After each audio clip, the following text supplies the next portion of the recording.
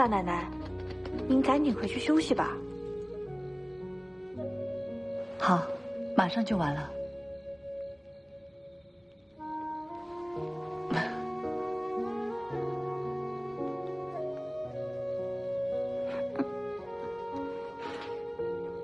马上就完了，完了咱们就回去睡啊。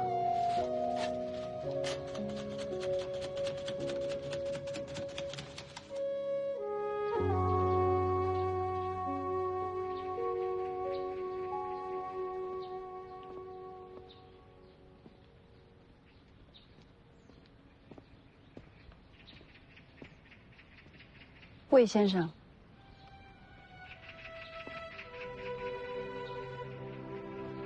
大奶奶，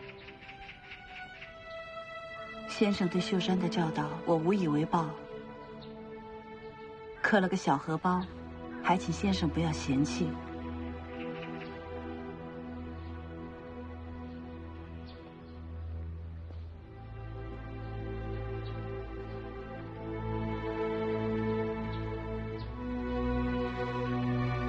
吕昭害你，自会有千种办法、万种手段，你防不胜防的。男女之事是最难澄清的，一旦谣言四起，于男子而言不过是风流韵事，可对一个女人来说，只有死路一条。你若继续留在人家，也会害了沈翠喜。先生。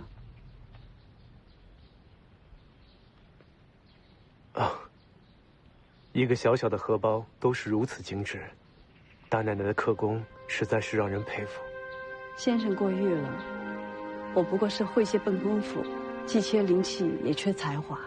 大奶奶不必如此妄自菲薄。世上的人往往觉得天才少年最值得夸赞，却不知能一步一步走到别人走不到的高度，才更让人敬佩。这样的话，先生能说，我就不能说了。大奶奶在科司一道上，足以称得上是天才。千万别把那些话放在心里。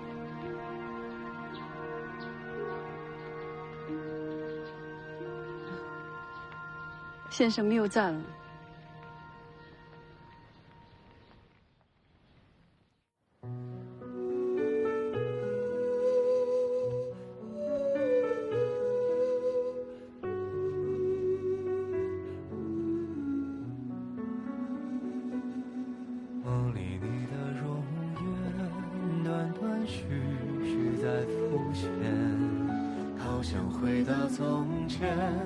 醉了我倒在水边，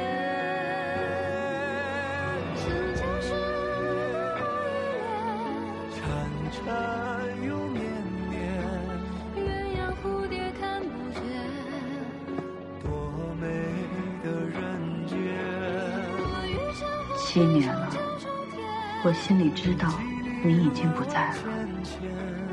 雪堂，承认这个虽难，不如忘记你们。7年了，有多少声暮鼓晨钟敲打我，有多少次月影离合神伤我。雪堂，忘记你虽难，不如形单影之难。为什么男人可以续弦？为什么女子必须守节？雪堂，形单影只虽难，不如离经叛道的难。人非草木，谁能无情？血肉之躯，岂分男女？你让我的心死了，他让我的心又活了。雪堂，离经叛道虽难，不如此时此刻难。这些都是早点给你背下的。你在家呀，我还天天能护着你。等你嫁了人，日子过成什么样，就得看你自己的了。多谢大奶奶，您放心吧，我知道自己选个什么样的人，我也知道自己要过什么样的日子，我会照顾好自己的。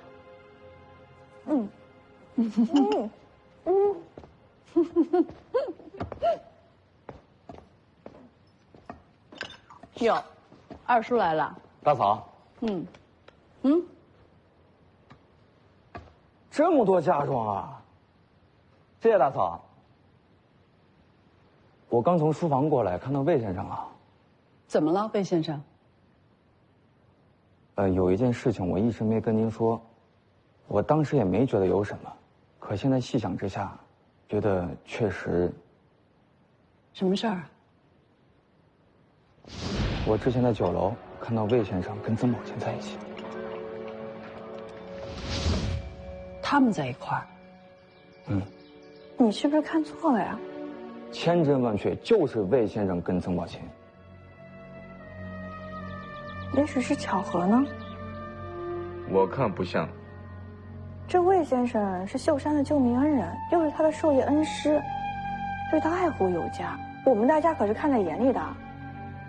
大嫂，李兆盯上了人家，人家现在经不起任何风浪了，宁可错杀也一定不能放过。魏先生那么清高一人，为了人家还特意去织造府求李大人呢。他李兆是什么人呀？凭什么魏先生去求就放了我人家？李大人是开了秀山少爷的面子，和魏先生有什么关系？淑芳，我发现你不讲道理啊！大嫂，你评评理，我跟魏良公无冤无仇的，干嘛说瞎话冤枉他呀？大嫂，大嫂。魏先生的事儿，我说不过淑芳，您哪主意啊？我想想，我要好好想想。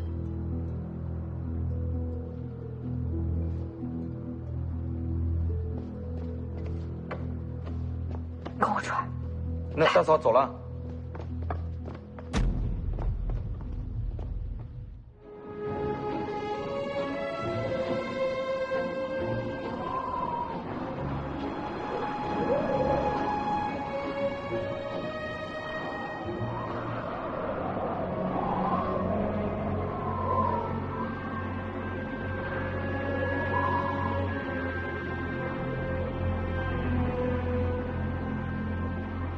李兆盯上了人家，人家现在经不起任何风浪，宁可错杀也一定不能放过。魏先生那么清高一人，为了人家还特意去织造府求李大人呢。他李兆是什么人呀？凭什么魏先生去求就放了我人家？姐姐懂我，知我，是世间最好的女子。姐姐心里另有相知相惜之人。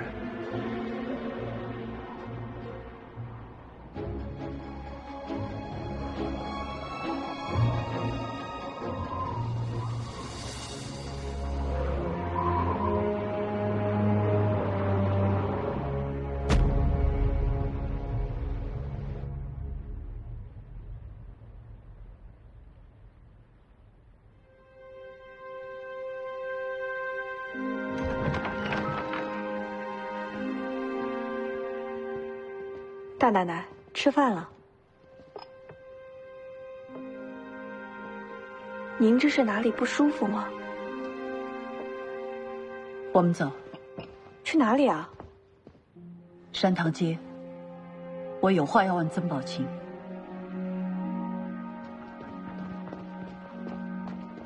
淑芳，之前是我脑子糊涂了，才会说出那样的混账话。你就大人有大量，原谅我这一回吧。大奶奶，我们走吧。淑芳，二爷有什么话，等我回来再说吧。淑。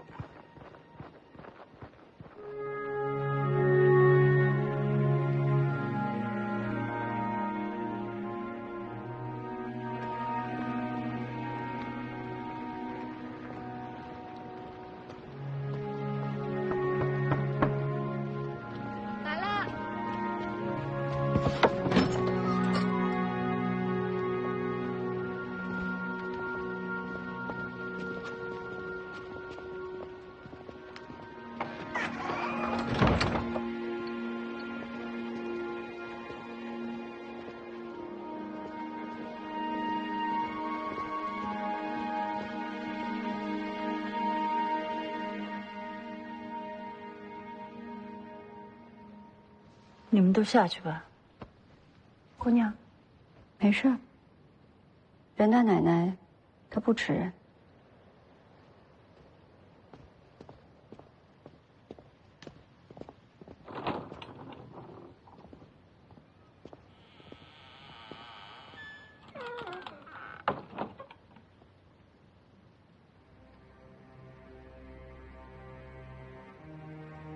魏良公的救命恩师。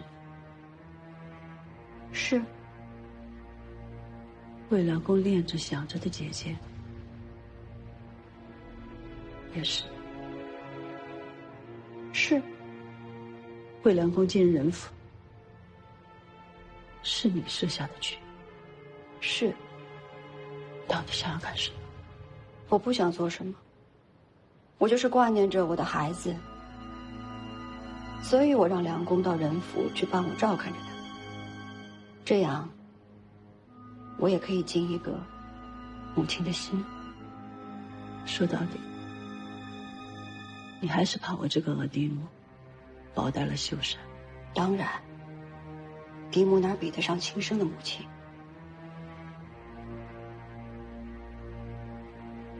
我知道你现在在人家的处境，你需要秀山。所以你也不会对一个孩子太过恶毒。说实话，沈翠喜，我也怕。我怕你对秀山太好。你对他太好，他又见不到我这个亲生的母亲，他把我忘了怎么办？秀山是我和学堂的儿子，将来族谱上只有我们俩才是他的父母。秀山是我和雪堂的儿子，他身上流的是我的血，你这辈子都别想抹杀我的存在。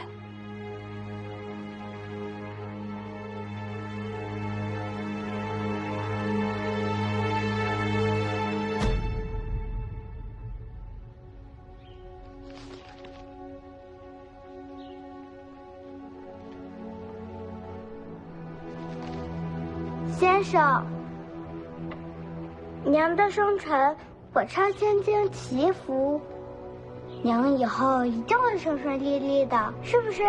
是，秀山真乖。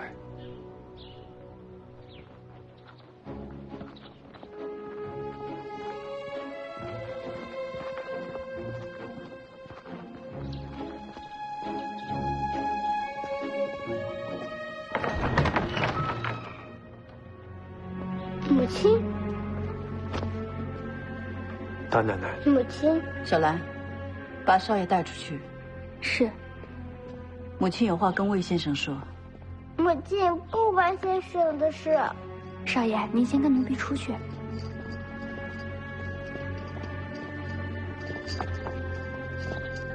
数月前，秀山被人拐走，是先生救下了秀山，才成了我人府的大恩人。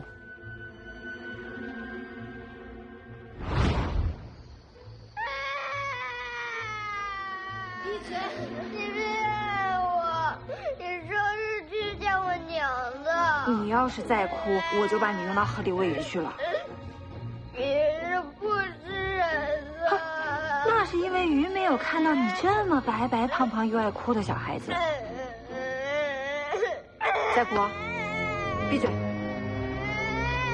你再哭，我给你扔到河里了。那我给你扔河里了，你再哭。我已经看到鱼了，鱼已经要过来吃你了，还哭吗？还哭吗？刁秀山懂得人性险恶，有的是法子，何苦这么吓他？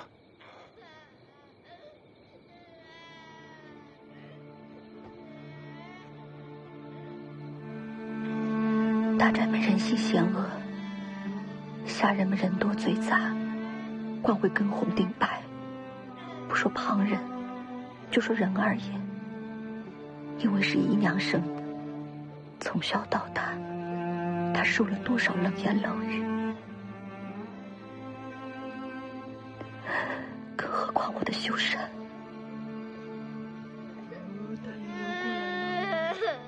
我这个亲生的娘亲都不在身边，你看看，如意不过3两句话，他就跟着跑出来了，我能不担心吗？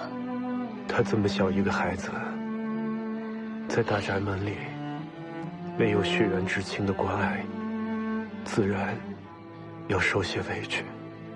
可怜他那么小，就要受这份苦，我要帮他。梁公，你能不能答应我一件事？好，你说。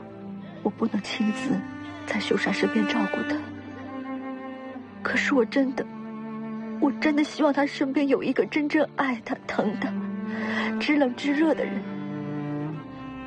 别让我信不过。可梁公，你就像我的亲弟弟，你能不能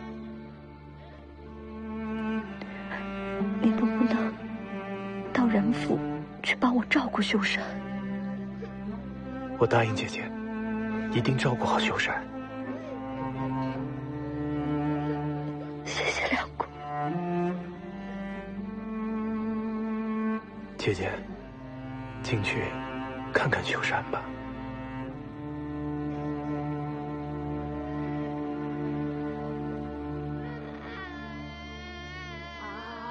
来接小孩了。这本就是一个剧，要是让他发现，这剧不就白做了？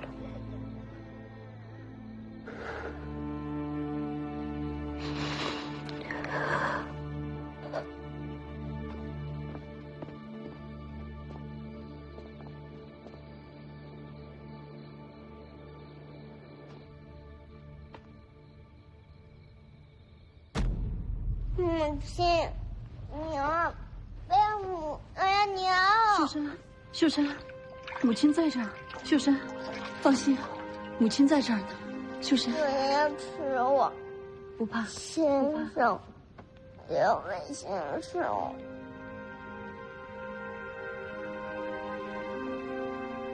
秀山，秀山别怕，先生在这儿。先生，你说救我们的魏先生。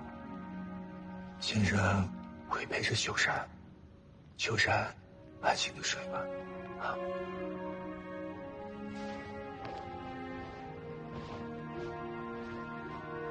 秀山回家后，夜夜噩梦，多亏有先生从旁照料，他才渐渐好起来。我是一直很感激你的，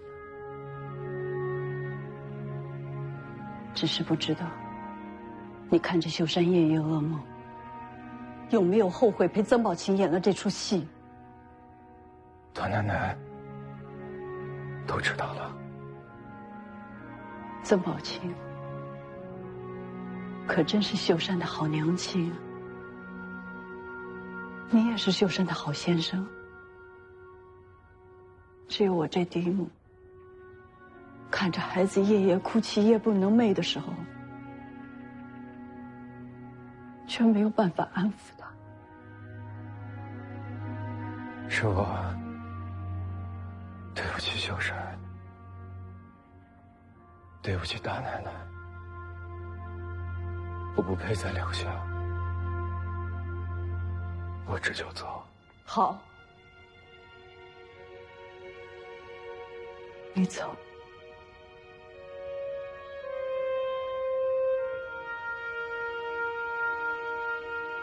梁公，还有一事相求，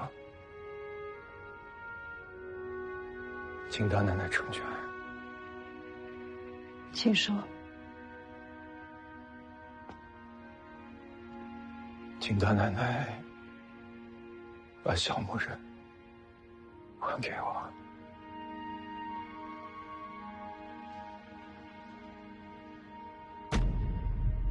那是秀山送给我的礼物。小木人是我做的，是我原本打算要送给曾姐姐的礼物。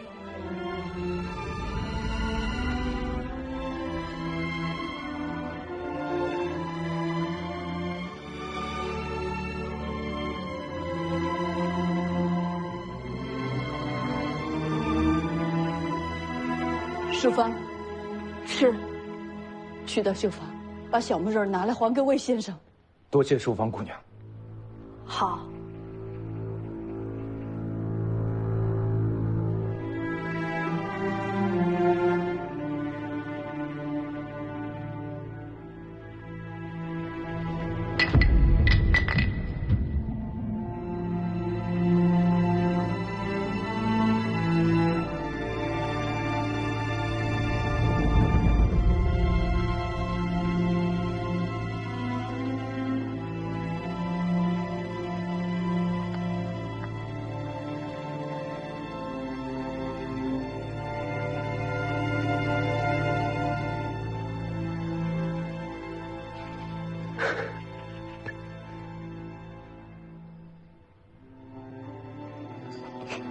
这边再加一点。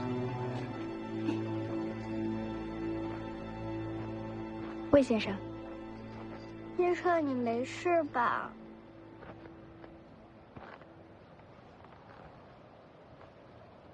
先生没事。母亲发现我给娘抄写信经，母亲生我气了。大奶奶没有生你的气。当家母亲就是生我气了，我认得出来。秀山，你记住了，一个真正的母亲是永远不会跟自己的孩子生气的。真的吗？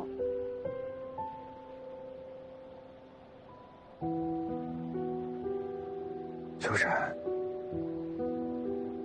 以后先生不在你身边，你要多和大奶奶亲近，听大奶奶的话。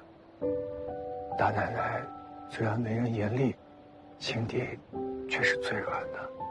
母亲，我先生走。不要胡思乱想，也不要因为别人的几句闲言碎语，就让你和大奶奶母子之间生出嫌隙。那先生这是？臣位在即，先生我要进京赶考了。好，那我以后还能见得到先生吗？当然，只要秀山好好念书，以后自然能见到先生。我一定好好读书。去吧，去书房好好念书吧。先生全身告退，你让姐姐走。走。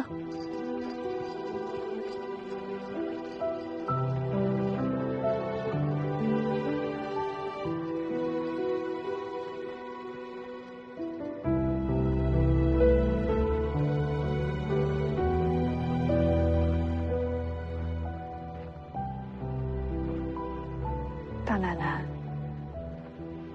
要不我去跟魏先生说，让他留下来。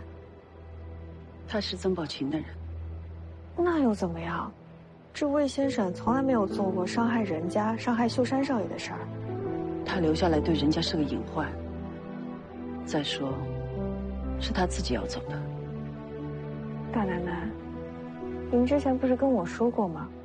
看一个人，不是看他是谁的人，而是要看他做了什么。你看这丁荣和巧儿都是人家的人，可是那又怎么样？丁荣还不是帮着李照来对付我们人家，这巧儿骨子里还是向着丁荣的。大奶奶，您相信我，这魏先生一定是好人。你给他做担保？我是说实话。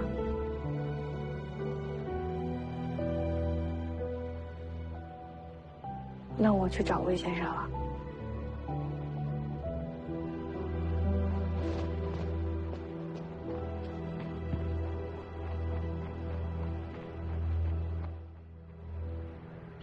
你好。你好。你好。二爷，我觉着吧，要想哄好淑芳姑娘，还得教这鹦鹉说个词。什么词啊？对不住。滚一边去。哎，我说你能滚远点吗？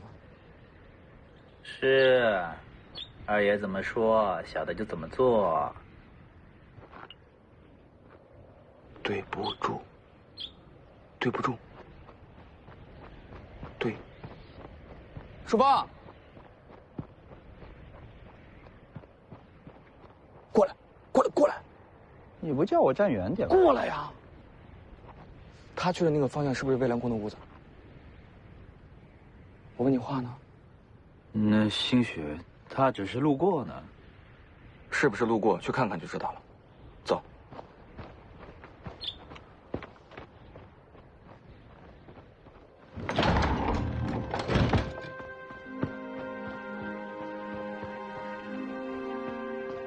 魏先生，魏先生，魏先生，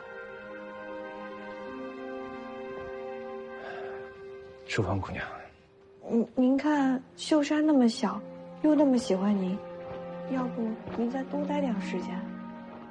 姑娘的好意，魏某心领了。在下主意已定，就此告辞。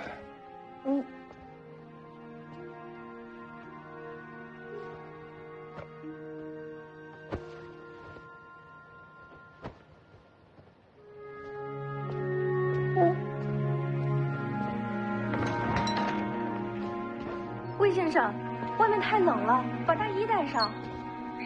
魏先生，魏先生，魏先生，哎，你放开我！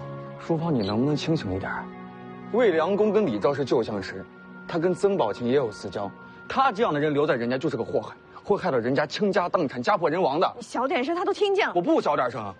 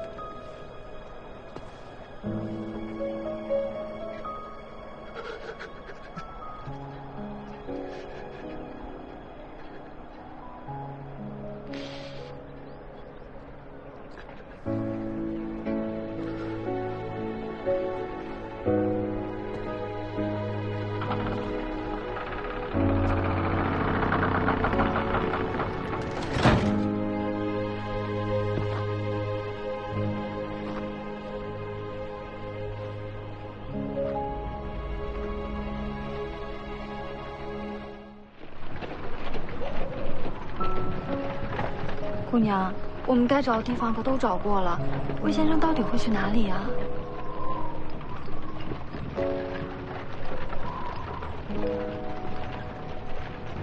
我知道了。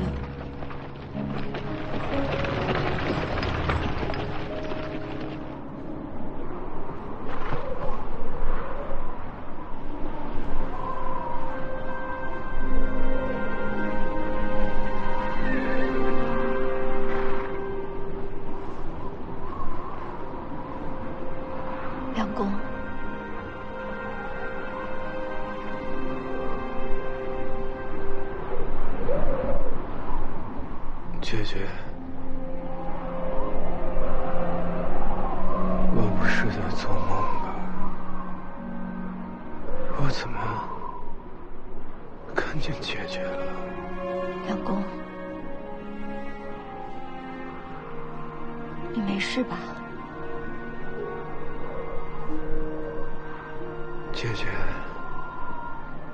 我已经离开人家了。姐姐知道，已经离开了。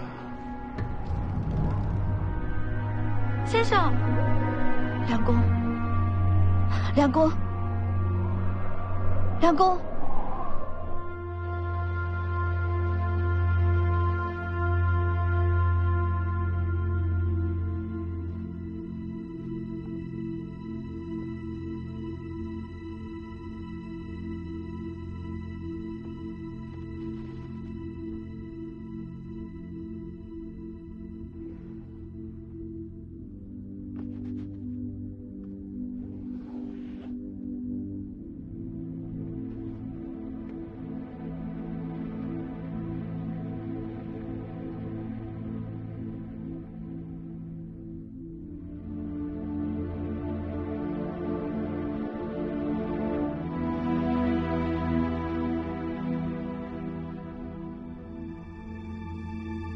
越是情深之人，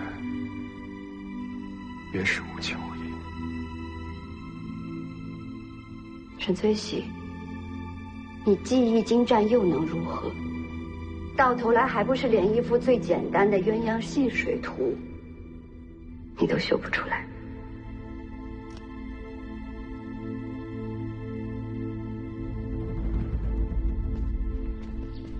小兰，淑芳姐姐，小兰，你有看到大奶奶吗？大奶奶进了绣房，让我们不要打扰她。这都3天了，你也没进去看看啊？大奶奶一进绣房啊，除了淑芳姐姐，谁敢打扰啊？你呀。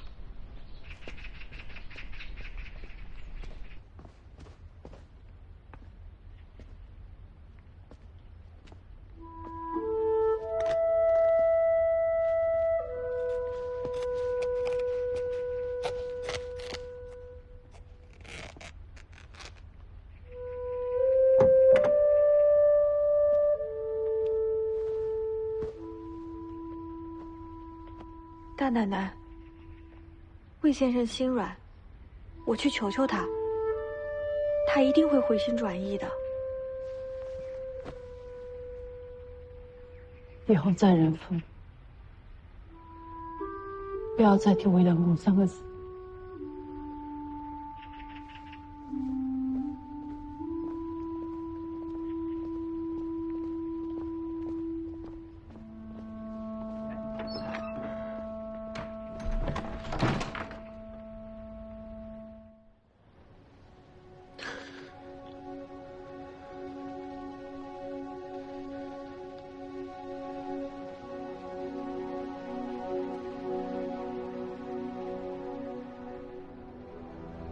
姐姐，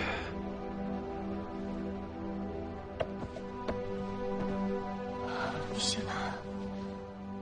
你昏睡了2天2夜，要再不醒，我真的不知道该怎么办了。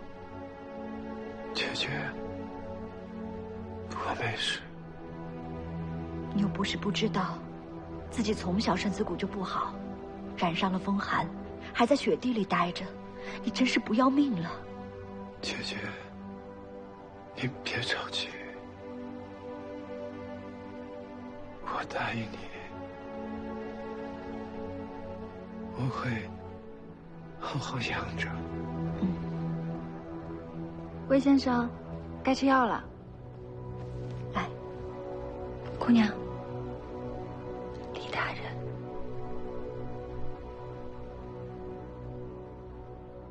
我来喂魏先生吧。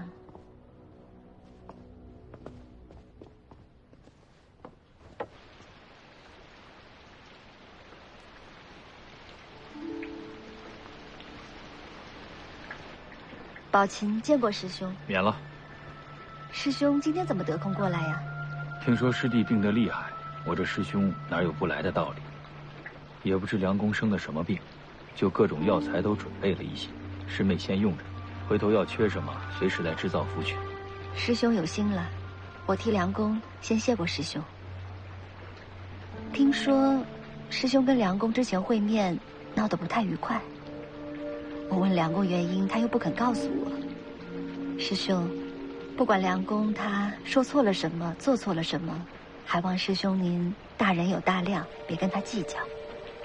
瞧你说的，师妹，这话就生分了啊。梁公性子拧，我又不是第一次领教。哼，其实说起来，那天都是跟他旧事重提，这才惹恼了梁公。旧事重提，还不是我又劝他上京赶考，又让他孝顺嫡母，都是他不爱听的话，不爱做的事儿，这才伤了他的心。都是我的错。回头，师妹见了梁公，一定替我向他赔个不是。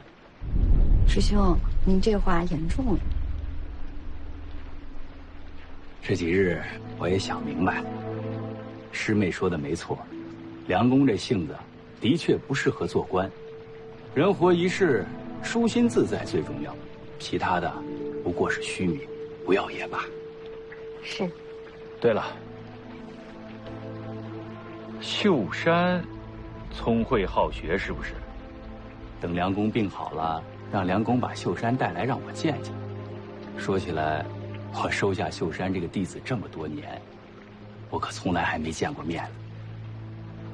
好，等梁公病好了，我让他带着秀山一起来拜见师兄。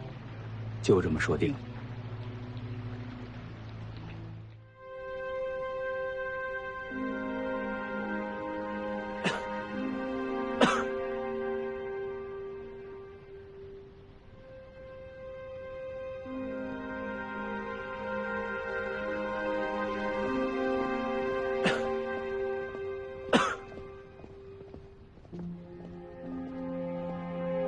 梁公，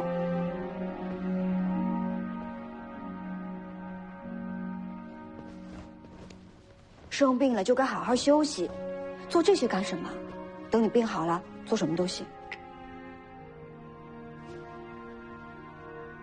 不行，你想都别想，好好养病。你要不听话，这些东西我都给你扔了。不要！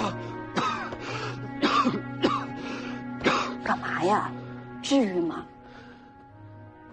姐姐的生辰快到了，我给姐姐挑了个小木山，当做是生辰礼物。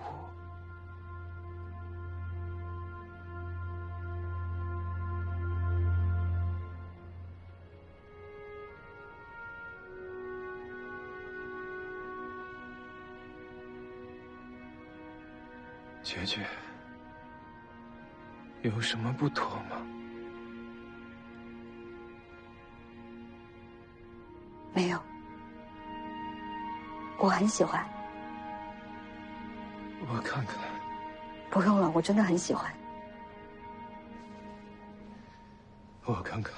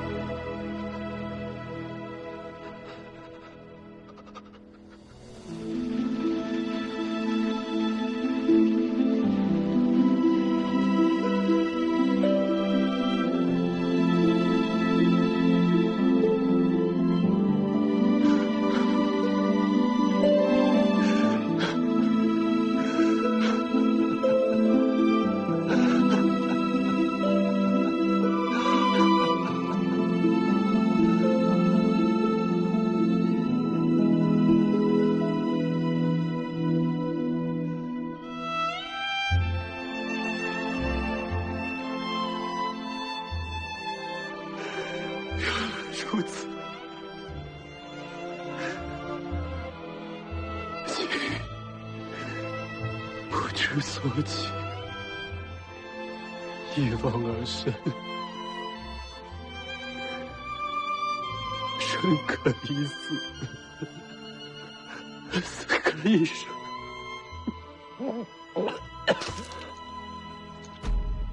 梁公，梁公。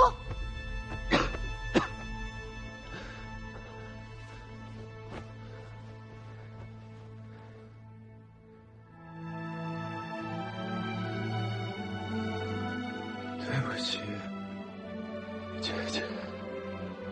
你没有对不起姐姐，是姐姐对不起你，是姐姐不该让你去人家，是姐姐不该让你去见他。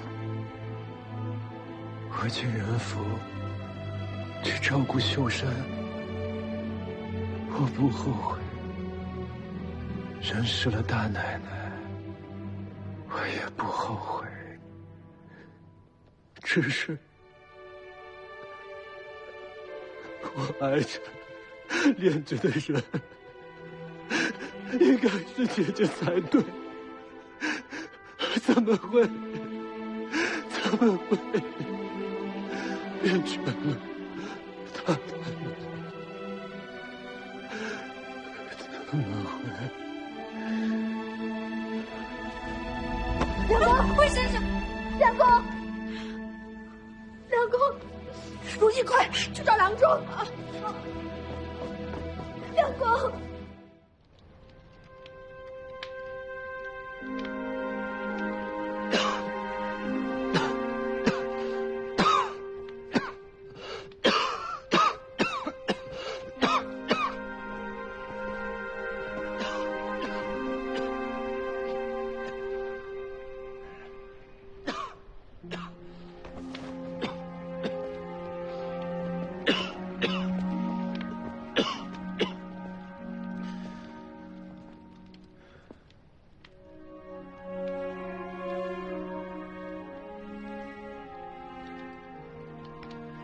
你怎么起来了？姐姐，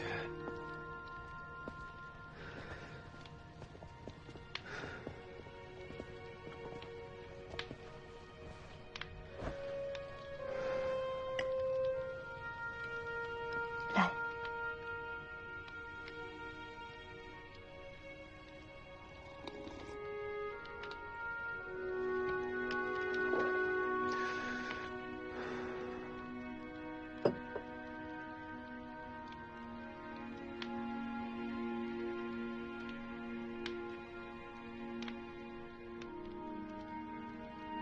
姐姐，给我吧。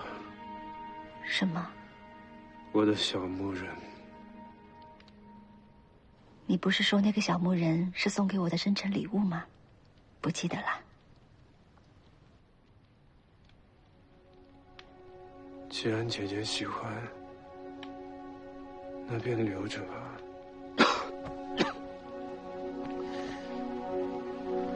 你好好休息，我就不打扰你了。好，我好好睡一觉，明天再陪姐姐说话。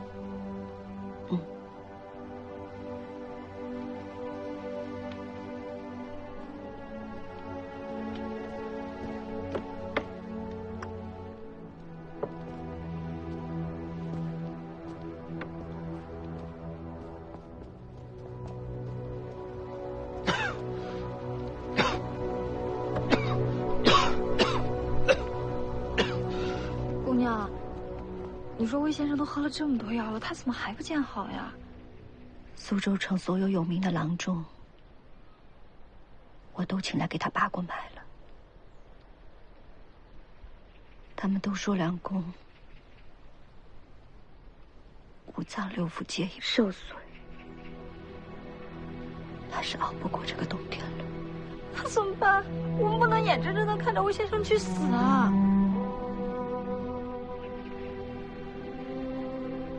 如果心里还有挂念的人，有放不下的事，或许还有一线生机。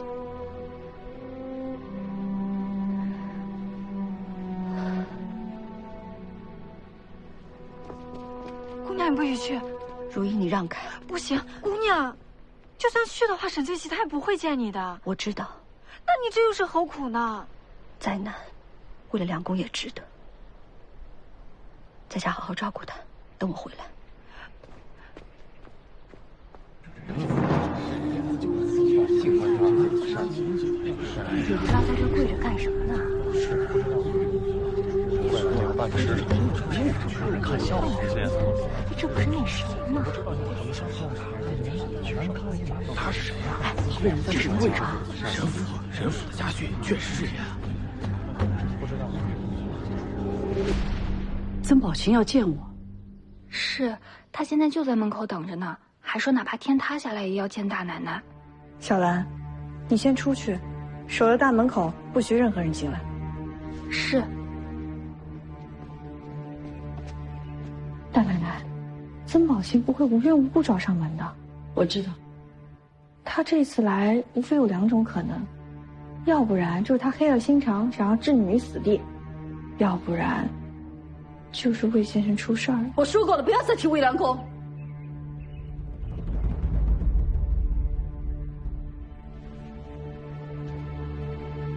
你去问曾宝琴，他来找我到底为什么？是。叔伯。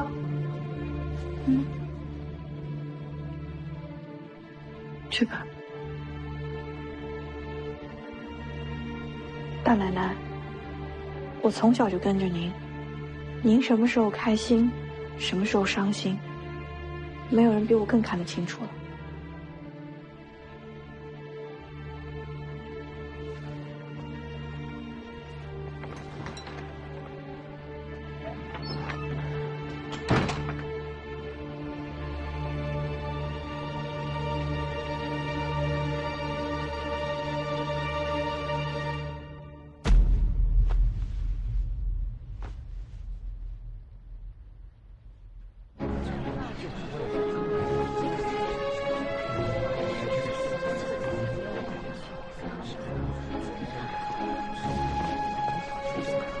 曾小姐，你找我们大奶奶有何事？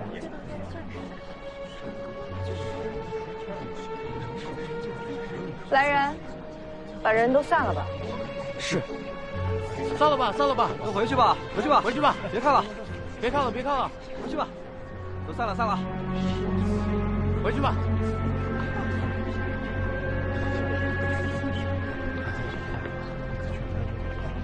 现在可以说了。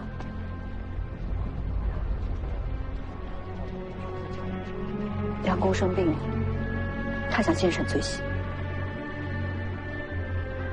我可以带你进去，但进去之前你要想好了，这人家的大门可不是随便进的。什么意思？进了人府的大门，你就是小妾。主母让你跪着，你就不能起身。你可想好了？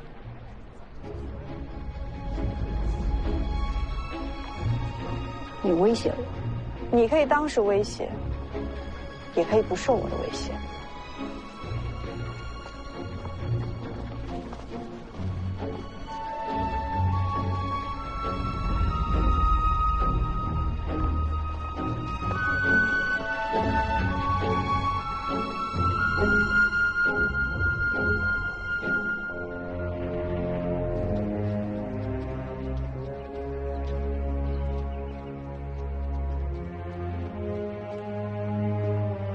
跪下，在这儿，就在这儿。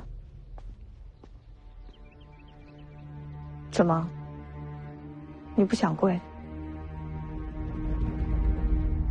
曾小姐，今天我心情好，我就给你一个反悔的机会。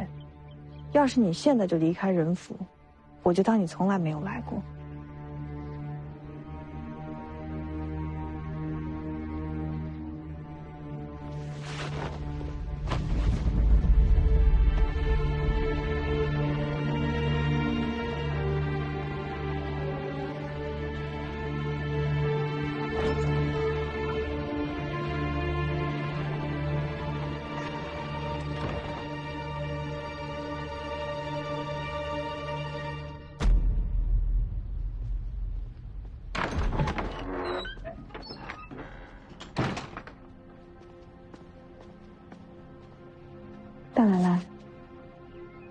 曾宝清真的跪下了。是。今天我出了这道门，或是曾宝清设下圈套骗了我，或是被李昭发现。不管是哪条路，都是死路。大奶奶，我愿意跟你一起去死。你傻呀！你要是陪着我死，人家怎么办？秀山怎么办？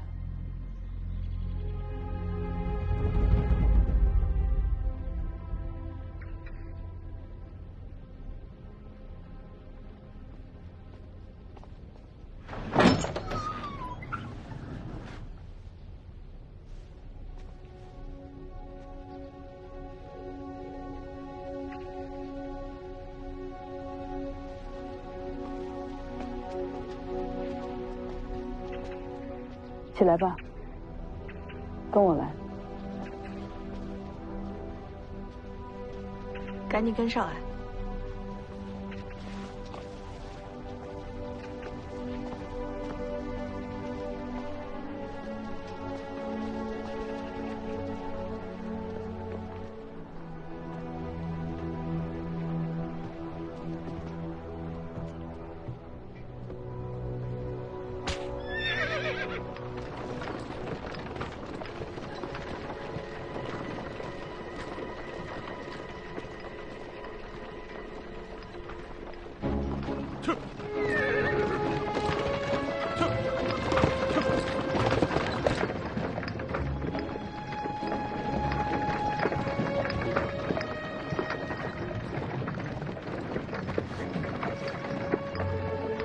这不是去上堂节的路。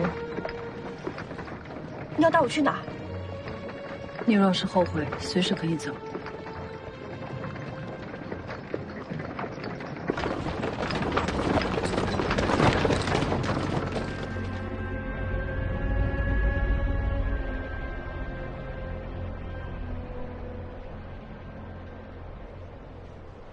魏良公病了，他想要见我。是。梁公病得很重，郎中说，他怕是熬不过这个冬天了。说谎！苏州城里有名的郎中，我都一一请来给他把过脉。你如果不相信，你可以去问他。谁知道他们是不是被你收买的？陈翠喜，你要怎么样才肯相信我？你跳下去，我就信你说的是真的。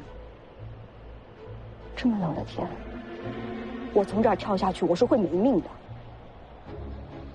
我是任学堂的妻子，是人家的当家主女，你让我去见魏良公，难道不是要我的命吗？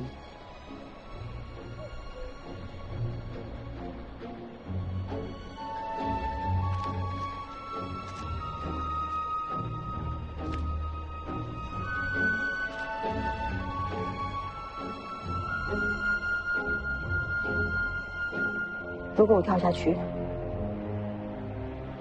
你就会去见他，是吗？你跳下去，我就去见他。我们一命换一命，很公平。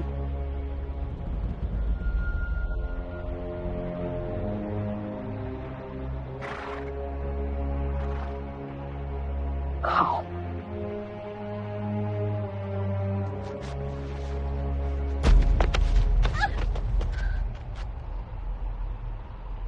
你到底想怎么样？曾宝清，到这个时候你还不说真话吗？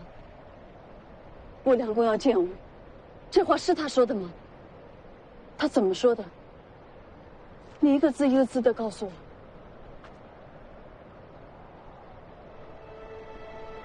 梁公确实没有说他要来见你，那是因为他知道你的身份，他知道你的难处，他不想让你为难。那你为什么要骗我？为什么要撒谎来骗我？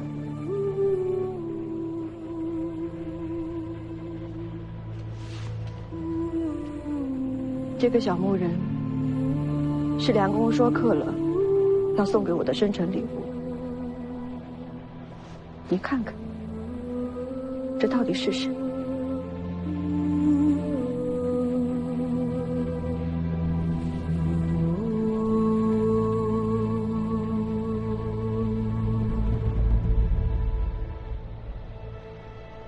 真的是个傻子，他日日夜夜的刻着，还以为刻的人是我。可是你看看这发髻，你看看这眉眼，这分明就是你沈翠喜。他满脑子里只有你。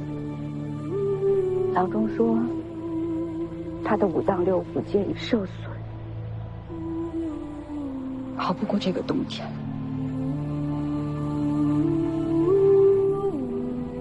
沈翠喜，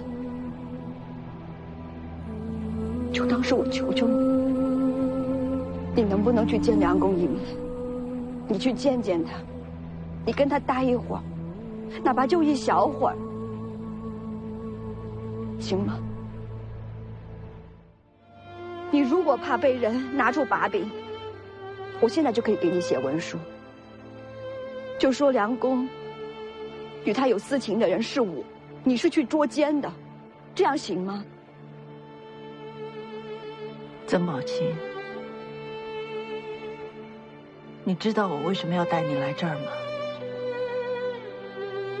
这里是人世宗族把奸夫淫妇沉潭的地方。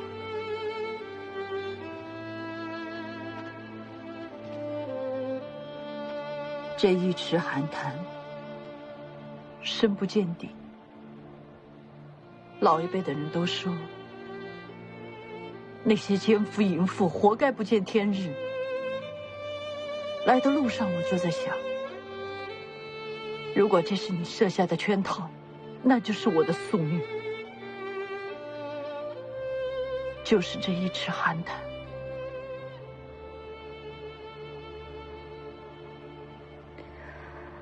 沈翠喜，我没有骗你，我真的没有骗你。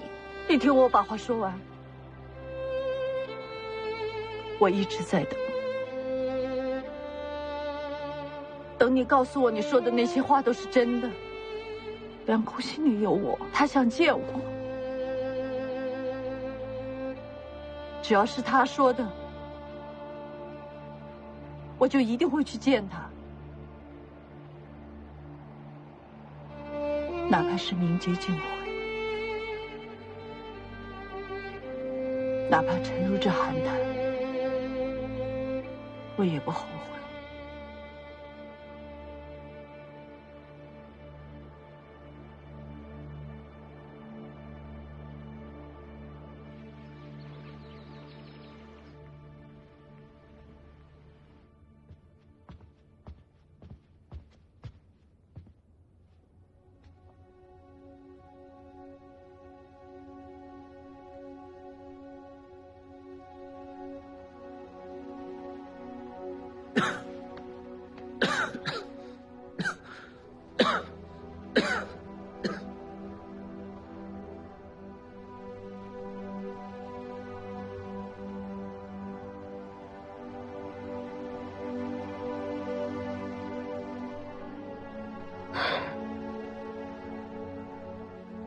我觉一定是在做梦。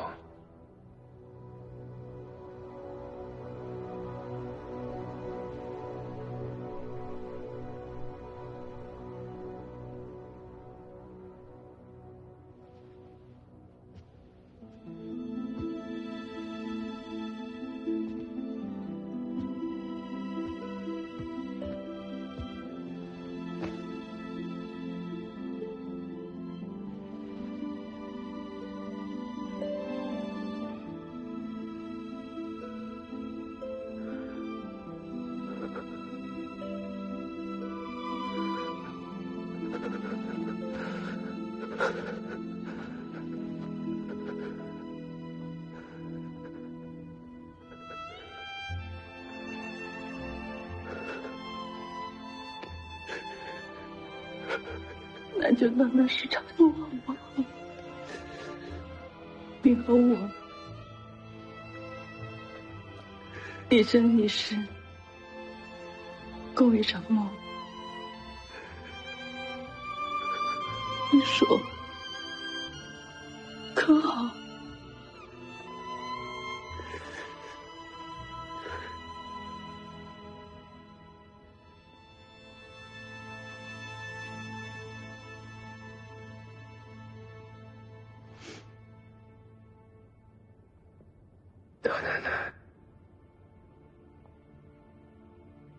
也动点一刀，我这身子心是熬不过这个冬天了。回良公，你只需要回答我，好不好？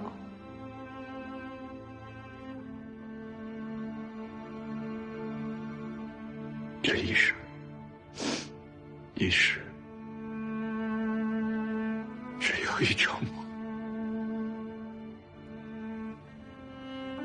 最近，你不会觉得委屈吗？既然来了，什么都放下了，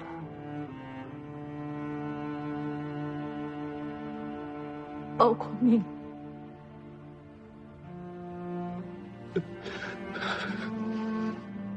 你这是何苦？如果一生一世，若一场梦都没有，那才叫苦。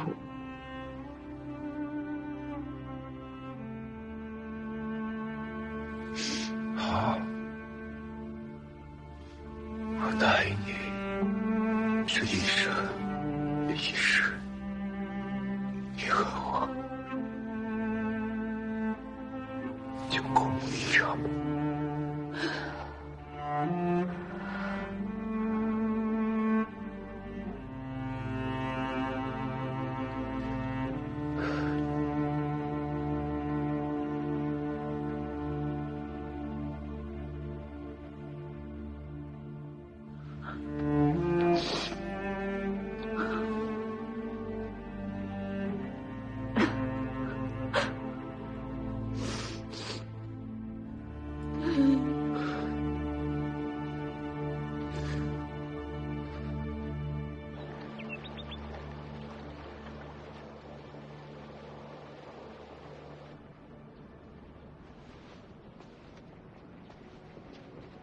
淑芳，咱们回府。好。淑叶，你和如意去外边守着，我和宝庆有话要说。是。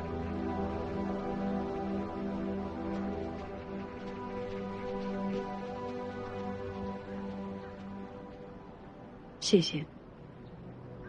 你不用谢我，我是为了良公。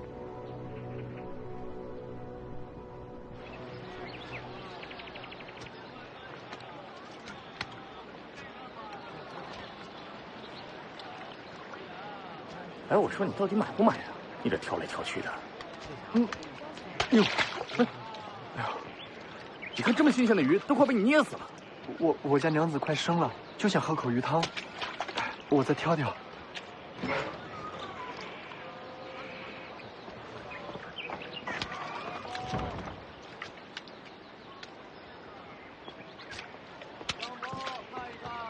如意，你往东走，我往西走。我们绕这一条街走一圈，看看有没有生面孔。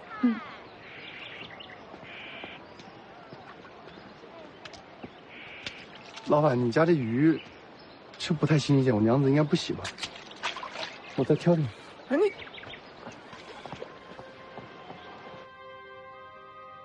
良公过去是什么样的？是不是受了很多苦？他的事情，你应该听说过一些吧？良公是老来子，生母是在他父亲身边伺候的丫头。在百日宴当天，他父亲中风离世。嫡母潘氏当着所有人的面，指着襁褓里的良公说：“他是一个不祥之子。”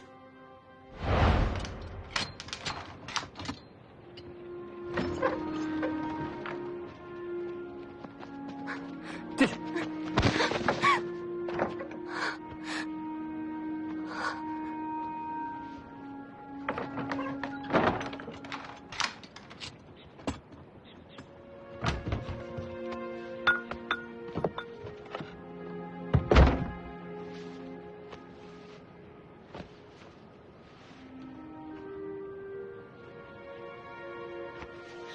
窝头好像馊了，求求你们，能不能帮我换换？我还要给孩子喂奶呢。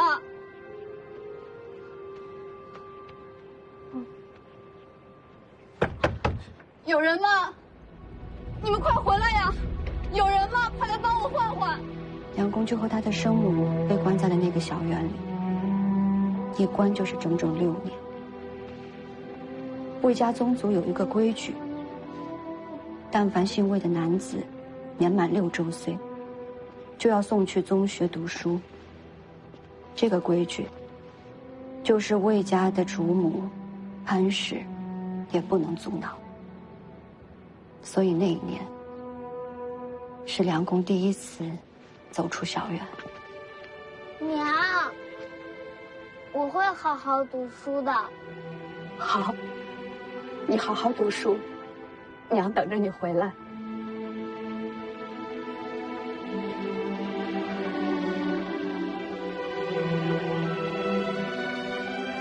当天晚上，梁公回到小院，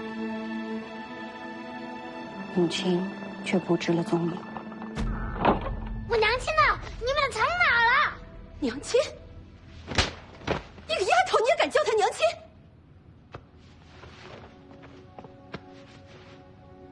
魏良公，你听清楚了，你只有一个母亲，那就是我。梁公自幼聪慧，才思敏捷，6岁读书，9岁能文，16岁中举，风光无限。就在那一年，他路过杭院，看见了自己的生母。原来，就在他去学堂的第1天，潘氏一根绳子绑了他的生母，扔进开往扬州的船，迈入了杭院。潘氏为什么那么心狠？梁公不过是个孩子，能为什么？无非就是长期关在宅院里的女人们争风吃醋吧。我有时候在想，如果雪堂还在，我进了人家，如果我与你沈翠喜生活在同一屋檐下，今儿雪堂进了我的屋子，明儿他送了你一件稀罕物件，我们俩会变成什么样？我第一次来这儿，就扇了你一巴掌。我记得，下手很重。我记得你年少时性情高傲，最受不得气，兴许那一记耳光，能打得你离开学堂。可是你忘了，我早就不是年少时候的曾宝清了。我坐过大牢，进过杭院，自尊、骄傲早已消磨殆尽。现在我明白梁公为什么会答应你来仁府。他看到秀山，想到自己。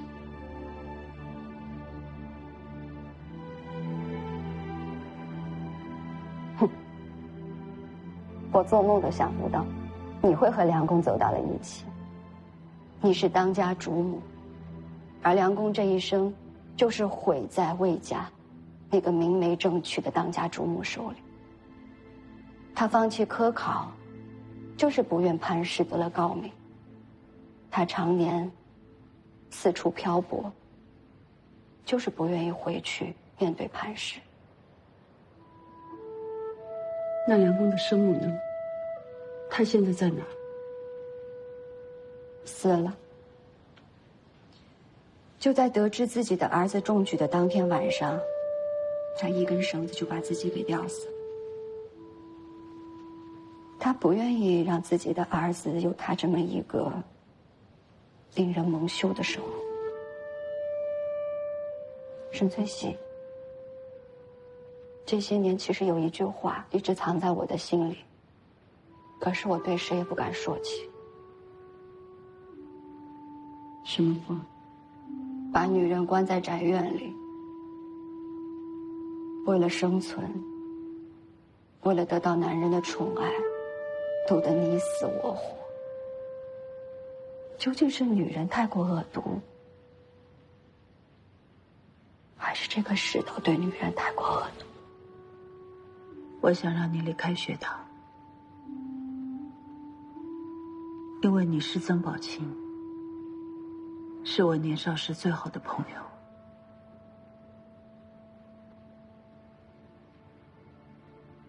我要看着你活着，我要看着你琴棋书画无所不能。我不想跟你争来斗去。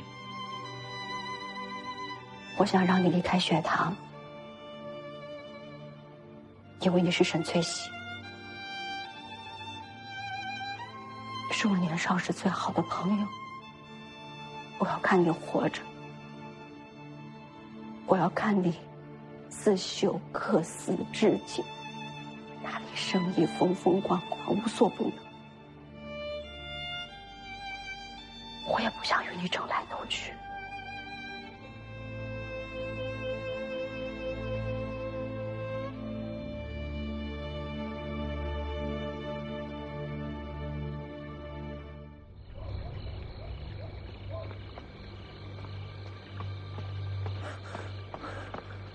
怎么样？这附近都检查过了，没什么人。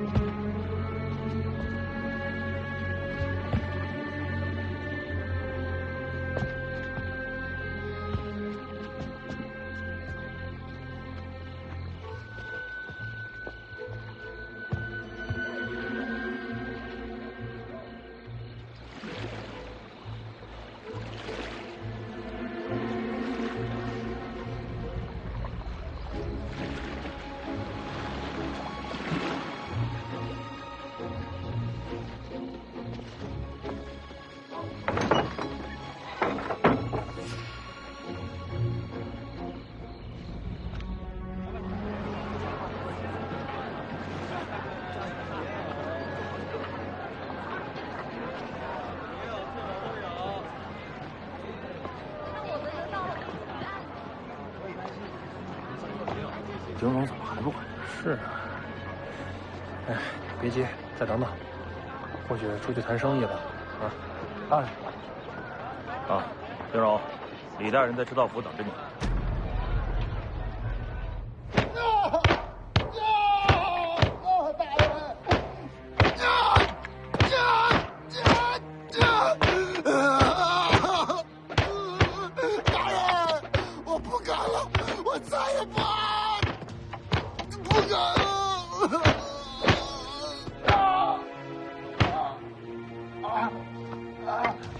昨天半夜，刘师爷亲眼所见沈翠喜带着魏良公离开了山塘街，这么大的事儿，你怎么瞒着我？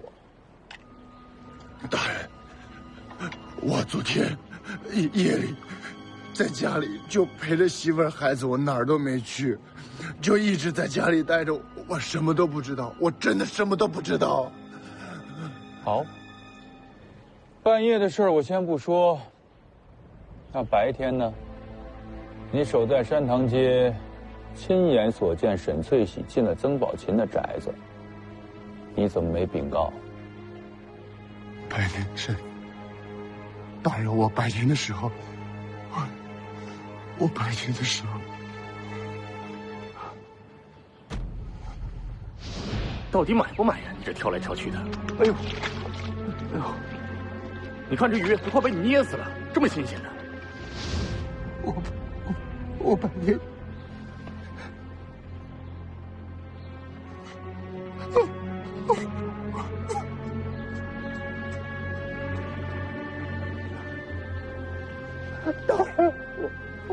丁荣，你的娘子和孩子，我已经派了人在照顾。你还有最后一次补救的机会。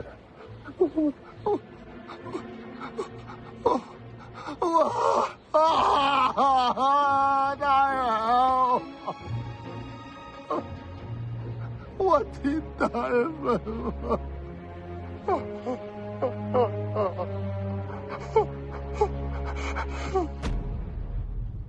大人，我有一事不明。我知道你想问什么。明明亲眼看见沈翠喜将魏良公带进人府，怎么不直接上门？是啊，捉奸这种事，一个不小心是要闹出人命的。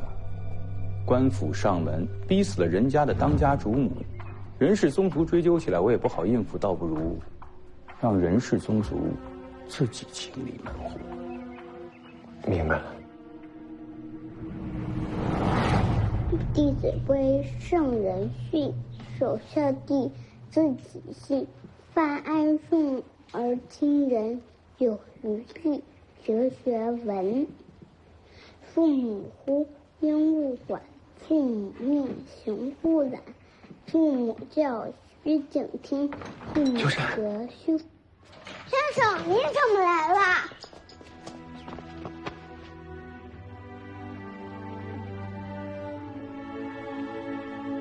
是啊，先生回来了。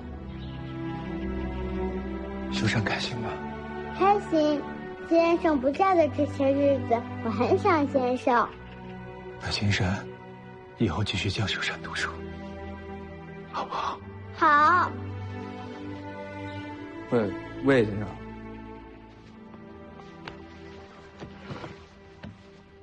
陈二爷，魏先生此次回来是为了修山？自然。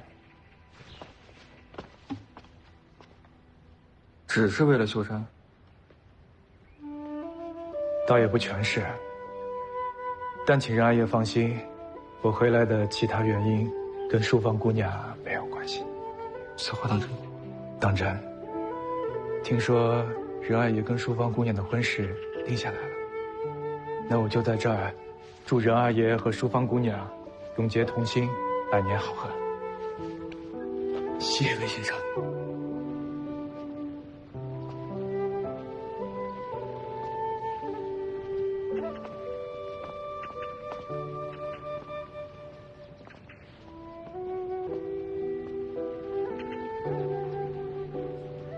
魏先生，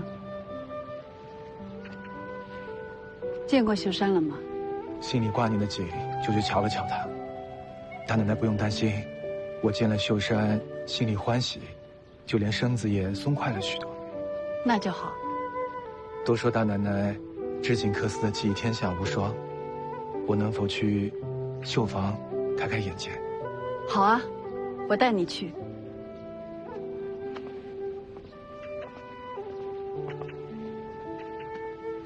走吧。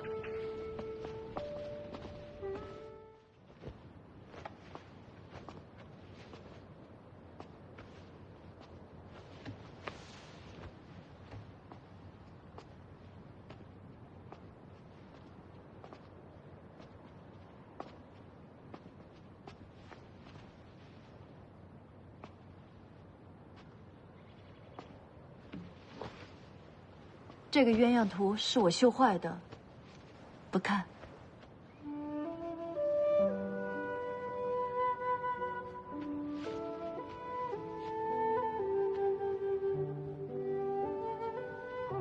这么多画，我看看都有些什么。其实，宋画也好，缂丝刺绣也罢，都是有传承的。《千里江山图》这幅《千里江山图》木本，构图大势逼人，笔墨法度严谨，就是北宋初年山水画的典型。至宋徽宗宣和年间，因徽宗爱画懂画，又将宋画的技法拔高到了新的一重意境。李唐的采薇图。李唐当年参加宋画院的考试时，宋徽宗出题竹索桥边卖酒家，旁人大多都在酒家上下功夫，只有李唐画了小溪桥畔的竹林深处，协调出一幅酒联，深得所意，他因此成名。多年后，二帝北狩，李唐一路颠沛流离，逃到了杭州。这幅采薇图就是李唐晚年在杭州所画，其画已去繁就简。你看，和前面的《千里江山图》的繁复相比，是不是不一样了许多？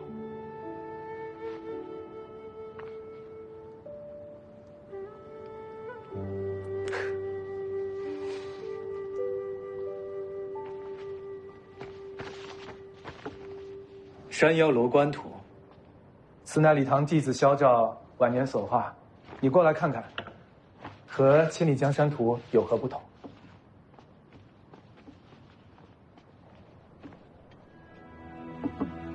这《千里江山图》，山在正中，这个山腰楼观图，山都退到一侧了。那哪幅画的山势更显雄峻？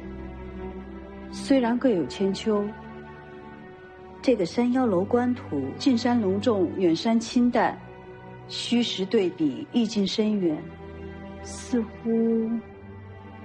乎什么？虚笔之术与群山呼应结合，浑然一体，似乎显得这山势更为雄峻。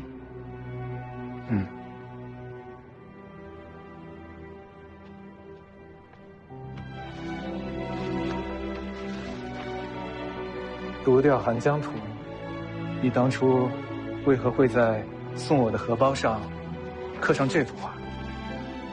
当时也没想那么多，只是觉得这幅画很配你。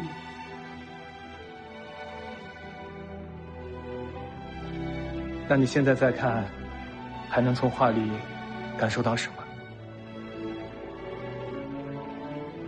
水气浩渺。没错，水气浩渺。大奶奶是缂丝大家，苏州织造之首，胸有丘壑，气象万千。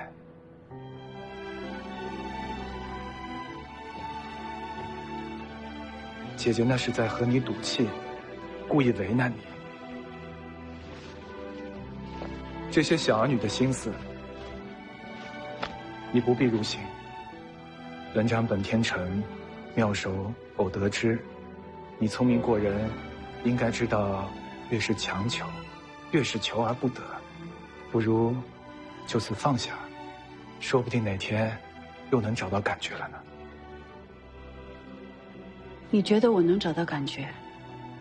我相信你。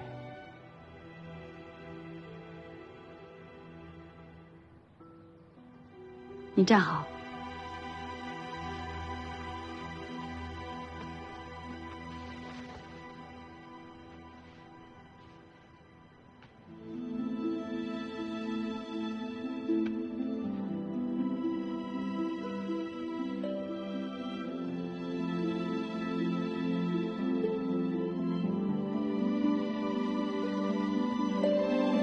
大奶奶，你先别动。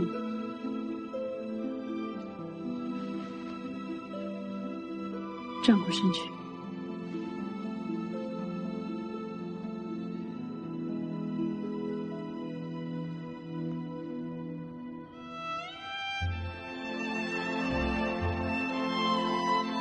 大奶奶，我叫沈翠喜。听我娘说，我出生那一天，窗外的树上，恰巧飞了一只喜鹊而得名。青树翠蔓，6、5枝齐，有喜也。翠喜，沈翠喜，是这个世上最好听的名字。乡下人随口叫的名字，到了先生嘴里，竟然有了典故。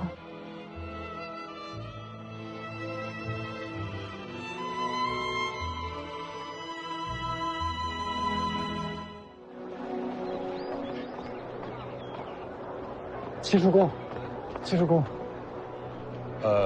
您是？小的丁荣，原先在清月坊当过掌柜，我的婆娘是大奶奶的贴身丫鬟。原来是你啊！哎，你有什么事儿吗？七老太爷，这回我找您，是有件事我必须得跟您说。大奶奶的。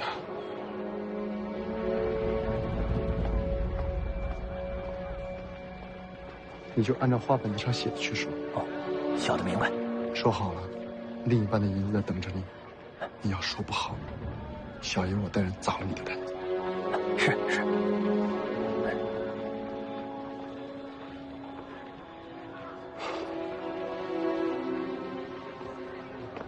在这边，快一点，快一点。话说平江府有个人家姓何，家中有一何大奶奶。极精缂丝刺绣，客官给您听，治得何家上下如铁桶一般。谁知啊，天不假年，何老爷没于水难，何大奶奶膝下犹虚，为保产业，竟行去母留子之毒计。哎，这位少奶奶，您喝什么茶？你随便上点什么就行，我叫你别过来，别搞得我听就落入何大奶奶一人手中。这何大奶奶自此也该心满意足。嘿，谁知她不甘寂寞，竟瞧上了府中教书先生张书生。这张书生长得是面如冠玉，剑眉星目，俊俏非常。何大奶奶酒旷之人，如何耐得呀？此后就频繁出入书房，送茶送饭，嘘寒问暖。这借口就是要对先生好。听听，虽说改了名错了姓，可谁听不出说的是谁呀？是啊，一个年少守寡，一个年轻英俊，这说的有鼻子有眼，肯定是有知情的人给透露出来的。行了，别说了。这何大奶奶又因自己年纪比张书生年长一些，竟拿出不少思绪供其花销。只当是千金买了一笑，欲知后事如何，咱们下回分解。好。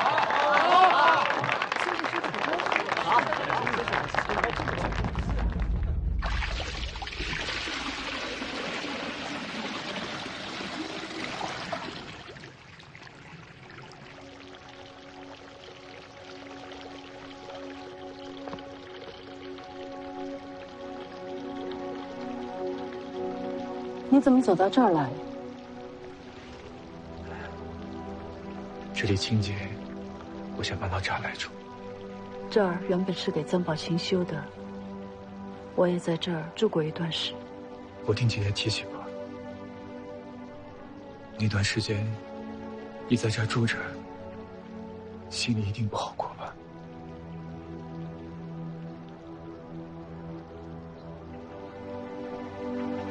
我带你去个地方。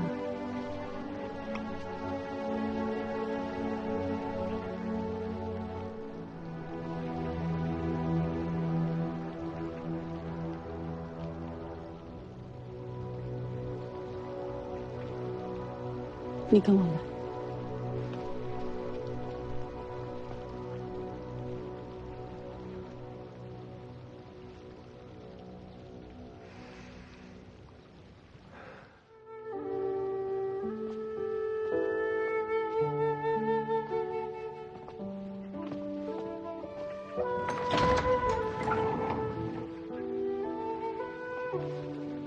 外面就是运河，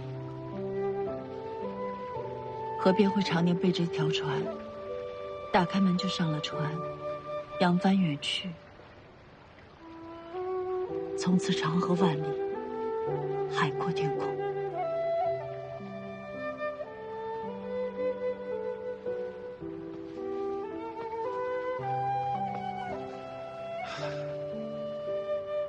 长河万里，海阔天空。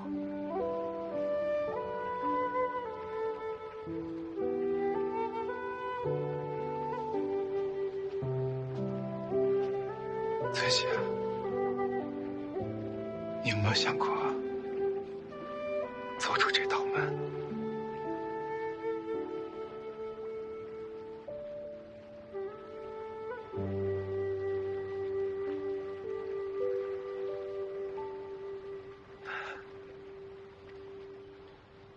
既然没有想过，为什么还要留着这道门？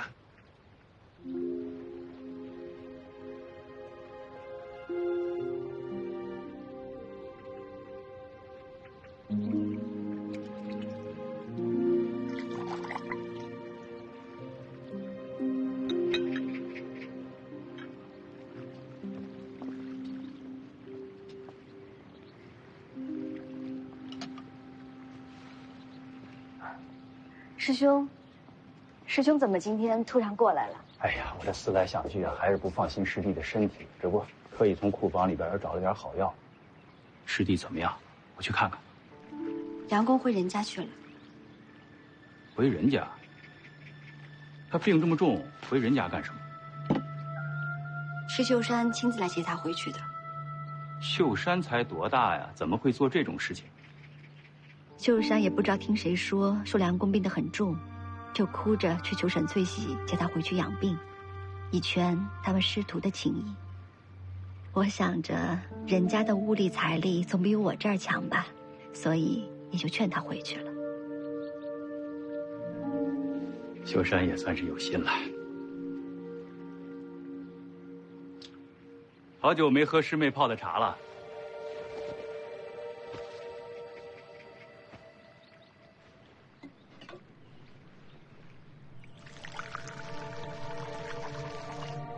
最近苏州地界儿有一出新的评话，叫《绣荷包》，不知师妹听说了没有？那种3文钱一本胡说八道的话本子，听他做什么？本来我也不想听的，可这已经传得满城风雨了，影射的又是人家的大奶奶跟师弟。你知道，我对师弟期望甚高，不得不听啊。简直是胡说八道。这么说，师妹是不信了？当然不信。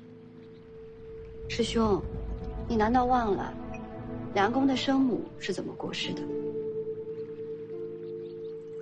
魏家的当家主母潘氏，她但凡有一点点慈悲之心，梁公的生母都不会流落杭渊，更不会在儿子中举之后羞愧自尽。梁公呢，他也不会放弃大好的前程，到处漂泊四海为家。他就是不想回去面对他的嫡母呀。这些事情，外人不知道，师兄应该是知道的呀。所以说啊，梁公他可能喜欢任何人，唯独不会喜欢人家的当家主母啊。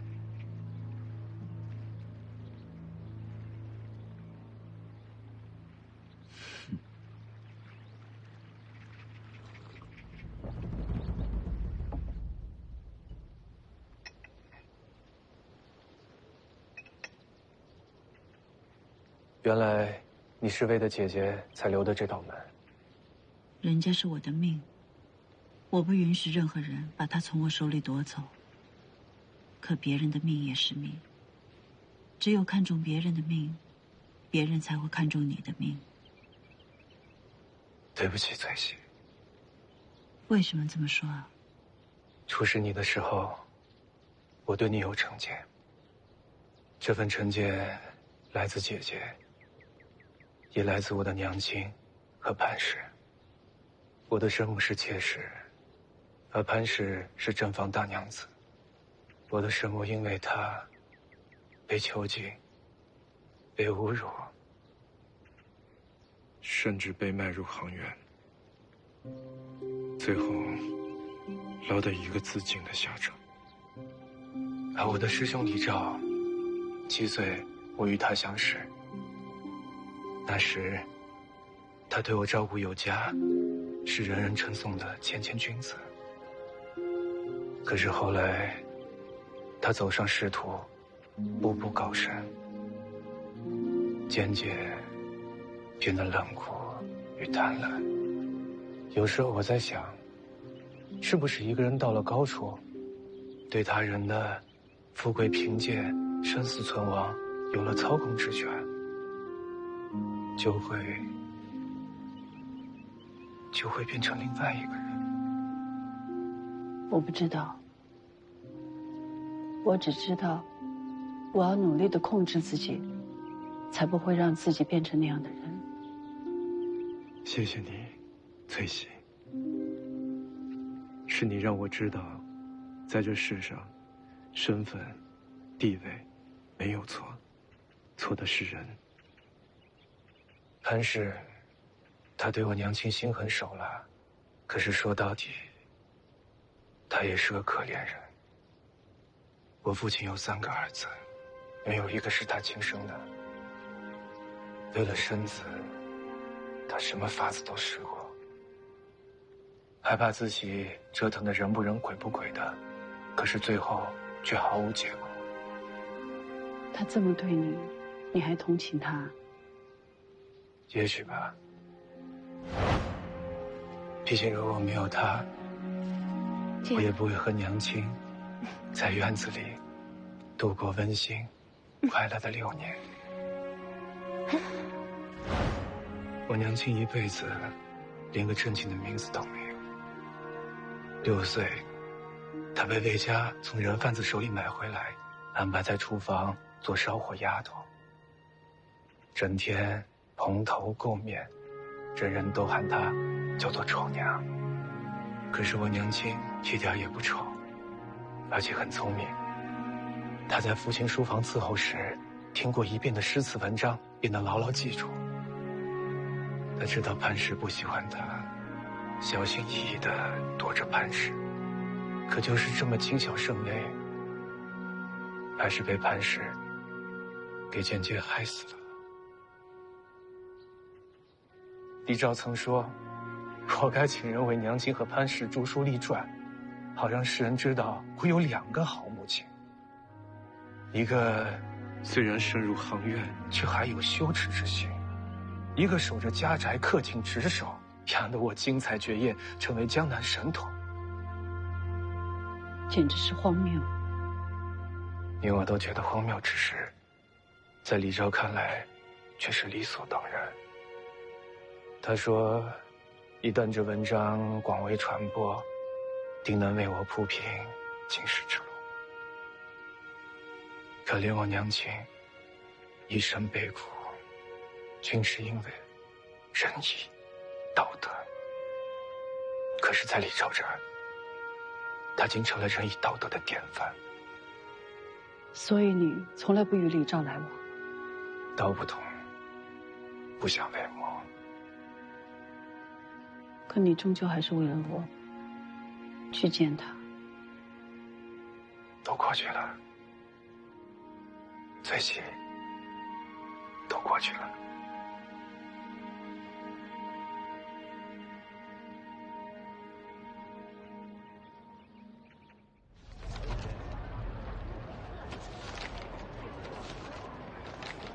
七弟，你还有功夫在这喝茶呀？你听到外面的谣言了吗？吴哥，我能听不到吗？早就有人主动的告诉我了，你看看吧。主动告诉你啊？现在有人专门盯着人家呢。坏了，这件事情不好办了。管还是不管呢？你说管吧，没有真凭实据；不管呢，现在已经是满城风雨了。有多少人说咱们人家嘛？为了点金银俗物，连清白名声都不要了。可是管棘手，不管更棘手。那这样吧，管，真管，管一半。怎么说？吴哥，啊，你还得跟我一块儿出面，咱们去一趟人家，咱们俩呀，做一回恶人呗。恶人？嗯。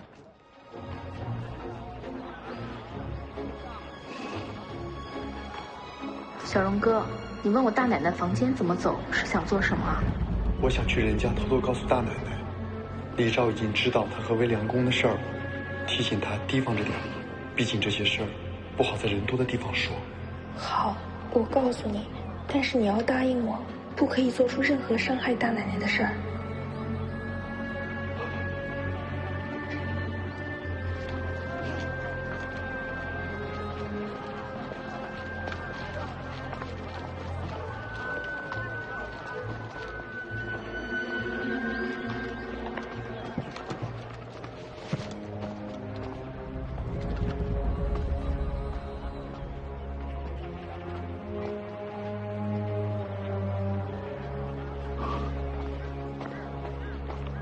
哎，你是？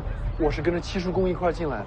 哦，进去吧。哎，一点不忍的念头是生民生物之根芽，一段不为的气节是称天称地之柱石。故君子于一虫一蚁不忍伤残，一缕一丝不容贪冒，便可谓万物立命，天地立心矣。这是什么意思啊？这段话是说，做人的慈悲心和恻隐心才是爱护万民的根本。要有不违背良知的气节，才能成为支撑天地的栋梁。秋山以后还会读很多书，遇到其他的先生，但我希望你能牢牢记住这段话，记住读书人的气节，记住为人的根本。是。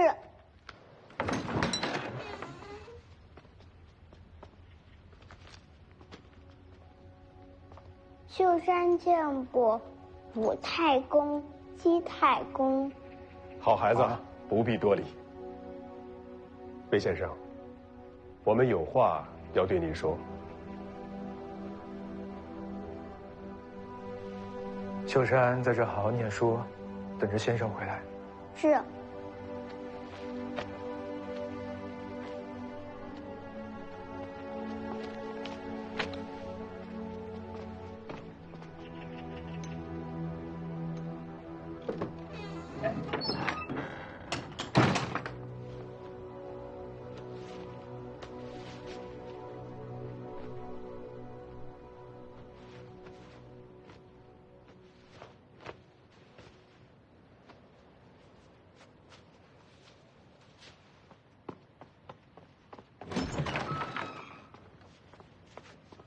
大奶奶，戚老太爷和吴老太爷来了，有什么急事吗？他们直接去书房找魏先生了。找魏先生？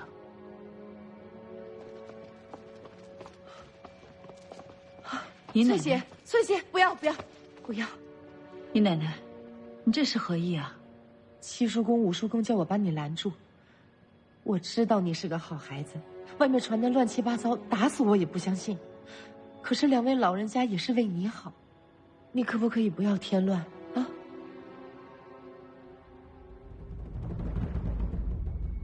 魏先生，把我们秀山教得很好啊。应该的。刚才我听魏先生在给秀山讲《菜根谭》，怎么说到这个了呢？我这身子一向不好，怕是不能等到秀山长大了。45经将来自有更适合的人教他，我想趁我还在他身边的时候，教他一些做人的道理。比起学识，德行才是立身的根本。魏先生才高德厚，替秀山考虑良多，老朽代表人家感谢魏先生。魏某不敢当。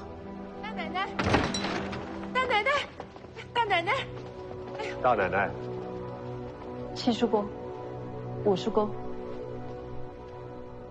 魏先生，大奶奶，叔公老爷，我没拦住。今儿这事儿，不光是大奶奶和魏先生的面子，还是我们苏州人家的体面。七叔公，此话怎讲？苏州城里城外，早就传得满城风雨，说的有多难听，我就不说了。大奶奶，你有没有想过，要是雪堂回来了，听到这些流言，他会怎么想？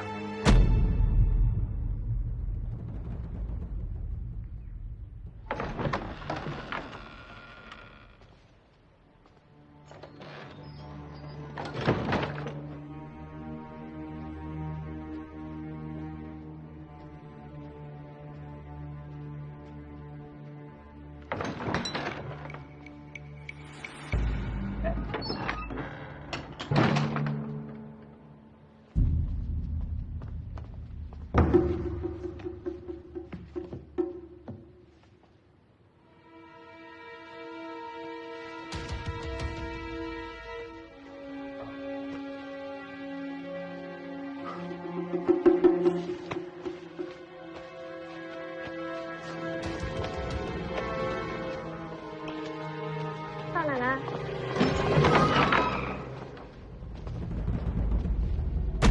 丁荣，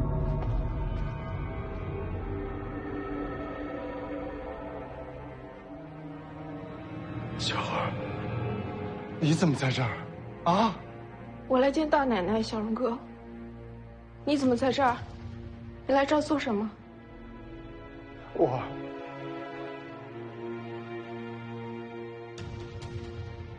我这大奶奶房里怎么会有一双男人的鞋？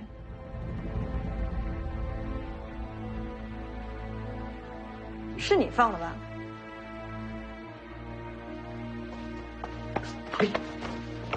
带走。小儿，走。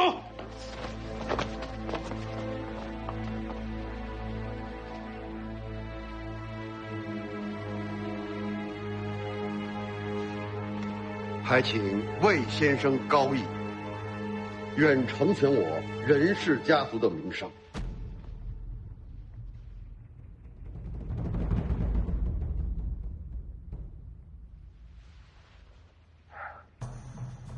魏先生，我知你是江南有名的才子，不知是否听过这样一首诗：君子防魏然，不处嫌疑间。瓜田不纳履，立下不成官。二位叔公欺人太甚了。大奶奶，何必如此激动啊？是啊，大奶奶，魏先生一日不离开人家，流言就一日不能平息。若这流言是有心之人捏造的呢？风儿，你怎么来了？娘，我没事。跪下。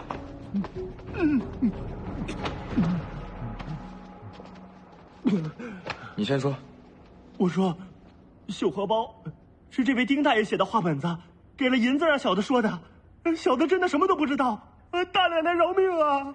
我们抓到丁荣的时候，他已经把这双鞋放到大奶奶房间了。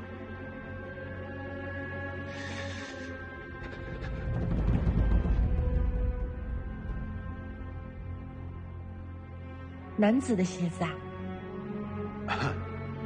他是来栽赃的。毁人名节，丁荣，你是在杀人。丁荣，你还有什么话说？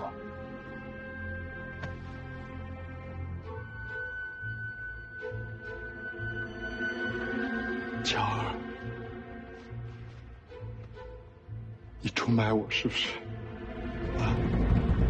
丁荣，你真的要栽赃陷害大奶奶？巧儿，你在帮谁呀？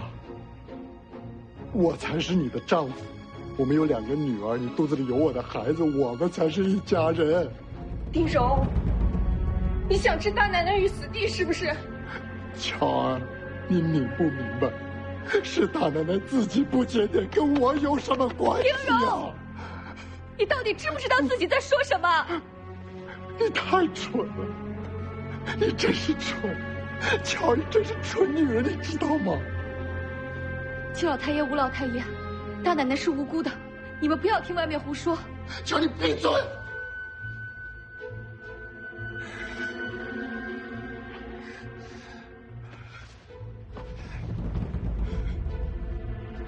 巧儿，绣荷包的话本子是我找人写的，说书先生也是我指使的，这双男人的鞋也是我带来人家，来栽赃陷害的。可是我想说的是，大奶奶她并不无辜，你明不明白？她不无辜。魏先生，大奶奶，你们两个真就这么清清白白吗？丁荣，大奶奶，你敢发誓吗？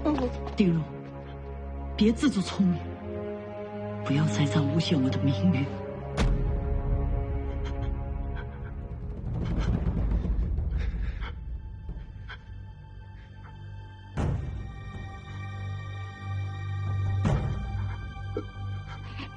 我魏良公在此发誓，我若与人家大奶奶有私情，定当活不过明年春天。魏先生，魏先生何苦发此毒誓？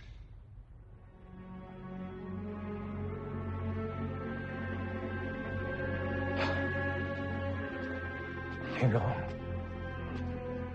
我已发誓，你还有何话可说？大奶奶，丁荣，从现在开始，你我夫妻恩断义绝。好，这是你自己说的。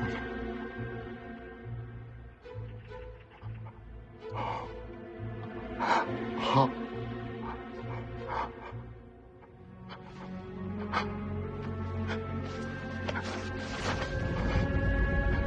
这件衣裳是我在大奶奶的房间里找到的。如果这件衣裳不是给这个男人做的，我丁荣在你巧儿面前，我可以一头撞死。听明白了？大奶奶在苏州是刺绣大家，她的针线无人可及，是不是大奶奶做的？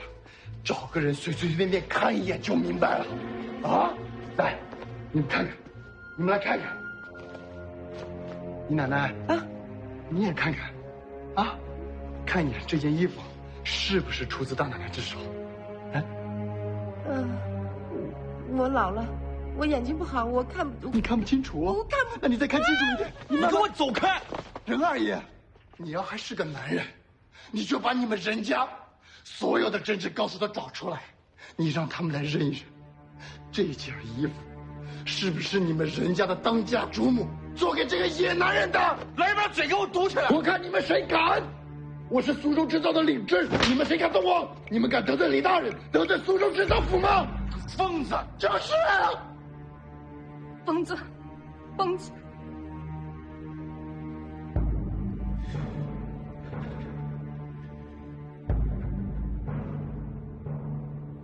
丁荣，我不想理会你的风言风语，但是我心疼巧儿。你不是想知道吗？我告诉你，这件衣服是给魏先生做的，但是不是大奶奶，是我给魏先生做的。你说什么？大奶奶之前想撮合我跟魏先生，姨奶奶你也是知道的。可是淑芬，我心里放不下魏先生，所以做了这件衣服，表明我的心意。那这针线又该怎么解释呢？我从小跟着大奶奶，虽然针线活赶不上她，但是6、7成的功力还是有的。你不是不相信吗？你不是想看吗？那我做给你看啊！你要看吗？我现在可以做。别说是淑芳姐姐，就算是我，这样一件衣服也还是做得出来的。那你现在是不是该怀疑我跟魏先生不清不楚了？虽然我跟大奶奶的时间不长，可是做一件衣裳这样的小事，我也是做得到的。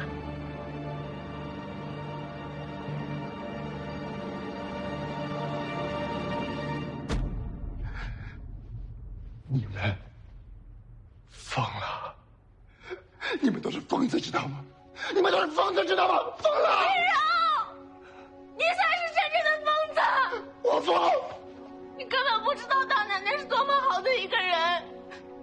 你总是说你要出人头地，你要给孩子们争一条活路，可是你不知道，大奶奶用刺绣，用织锦，用缂丝给我们这些人活路。我为什么要喜欢你啊？我为什么要嫁给你？为什么要给你生儿育女？为什么？我不是，淑芳姐姐，我后悔了，我应该听你的话，我应该嫁给金荣。血，流血了！巧儿，大奶奶，巧儿，快找胡郎中！大奶奶，你走开！找胡郎中！是。巧儿，你让开！巧儿，巧儿，巧儿。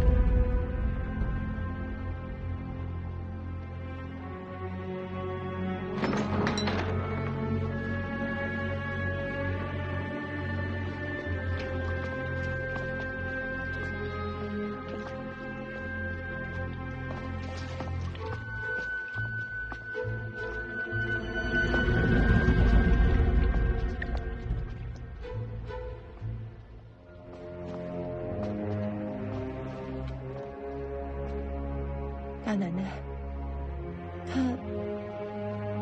巧儿走了，一尸两命。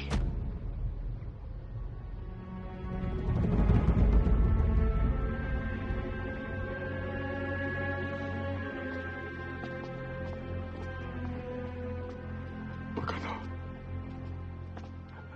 你骗我！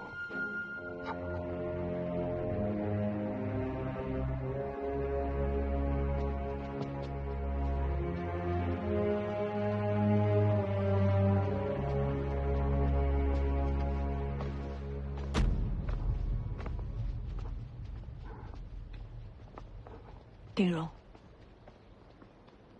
巧儿死之前，我问他要不要见你，他让我告诉你，今生今世，来生来世，永不相见。